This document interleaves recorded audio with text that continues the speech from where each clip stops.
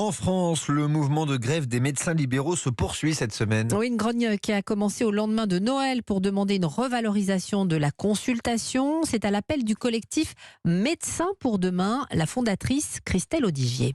Mon équipe et moi-même avons décidé de reconduire le mouvement de grève, mais pas de gaieté de cœur, face à l'absence de réponses concrètes, en tout cas de volonté de dialogue avec nos ministères et nos autorités. Je ne sais pas pourquoi ils laissent les choses s'enliser comme ça. Beaucoup de médecins du mouvement Médecins pour demain se sentent méprisés face à cette absence de réponse et donc vont continuer le mouvement. Certains vont même commencer le mouvement cette semaine. Au cœur de nos revendications, c'est une revalorisation de la consultation de base pour toutes les spécialités à 50 € pour que les médecins s'installent.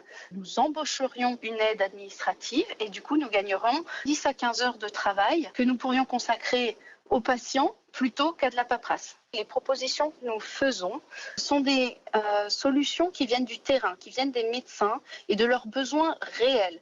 La fondatrice du collectif Médecins pour demain, jointe par Delphine Schiltz. Elle prévoit d'ailleurs une manifestation jeudi à Paris. Pour la semaine dernière, l'assurance maladie estime la baisse d'activité des généralistes de 5 à 10%, alors que le collectif parle de 70%.